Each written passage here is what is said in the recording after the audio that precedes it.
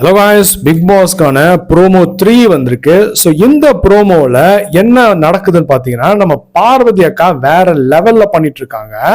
இப்போ பார்த்தீங்கன்னா கூடவே இருந்த திவாகர் அவர் பார்த்தீங்கன்னா அந்த ஆளு அவரை நம்பக்கூடாது, இங்க என்ன நடக்குதோ அது கொண்டு போயிட்டு அந்த இடத்துல சொல்லிட்டு வருவாரு.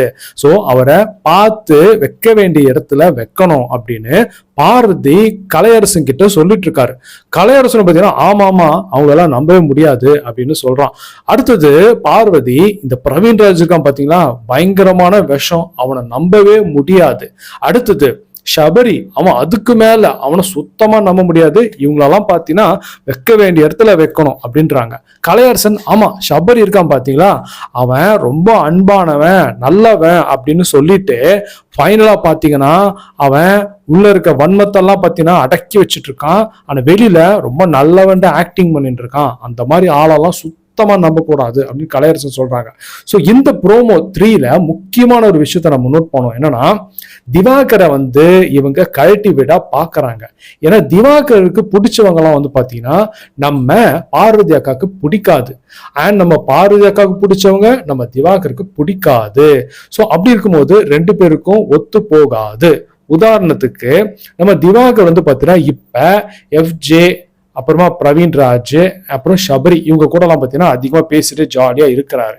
இது பாத்தீங்கன்னா நம்ம பார்வதி அக்கா பிடிக்கல.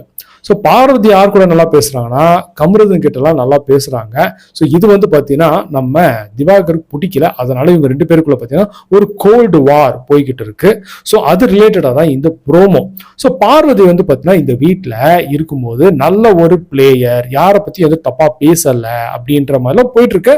அப்படியே பேசினாலும் பாத்தீங்கன்னா மூஞ்சுக்கு நேரம் பேசுவாங்க, ஒரு வேலிடான பாயிண்ட் சொல்லிட்டு இவங்களுக்கு ஓட்டுகளும் பாத்தீங்கன்னா நிறைய வந்து கொண்டுதான் இருக்கிறது.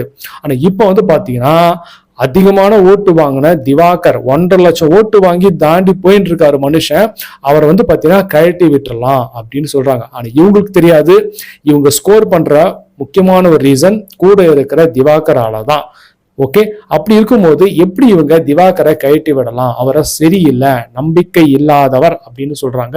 இன்னொரு முக்கியமான விஷயம் நம்ம நோட் பண்ணோம், நம்ம பார்வதி எப்படி திவாகர் பாத்தீங்கன்னா நீ நம்மளை பத்தி எல்லாம் போயிட்டு அங்க போய் சொல்ற அப்படின்னு சொல்றாங்களோ, அப்படி பாத்தீங்கன்னா இவங்களும் திவாகரை பத்தி இப்ப கலைவரசு கிட்ட தப்பா பேசுறாங்க. நீ எப்படி இருக்கிறியோ அப்படிதான் மத்தவங்களும் உங்ககிட்ட இருப்பாங்க. ஸோ பார்வதி அண்ட் திவாகர் இந்த காம்போ பாத்தீங்கன்னா கடைசி வரைக்கும் இருக்கணும். இவங்க பிரேக் ஆச்சுன்னா பார்வதிக்கு தான் பிரச்சனை. திவாகருக்கு வர வேண்டிய ஓட்டுகள் கொண்டுதான் இருக்கும். ஆனா பார்வதிக்கு வரக்கூடிய அந்த ஓட்டு எண்ணிக்கை குறைவாகலாம். ஓகே, சோ இதான் ப்ரோமோ 3. அடுத்த லைவ் அப்டேட்ஸ் பத்தி நான் உங்களுக்கு அப்டேட் பண்ணிட்டே இருக்கேன். சோ நீங்க இந்த வீடியோவை லைக் பண்ணுங்க அண்ட் நம்ம சேனலை சப்ஸ்கிரைப் பண்ணுங்க. அப்பதான் நான் போடுற எல்லா வீடியோ உங்களை சேரும். இன்னொரு நல்ல வீடியோல உங்க எல்லாரும் மீட் பண்றேன்.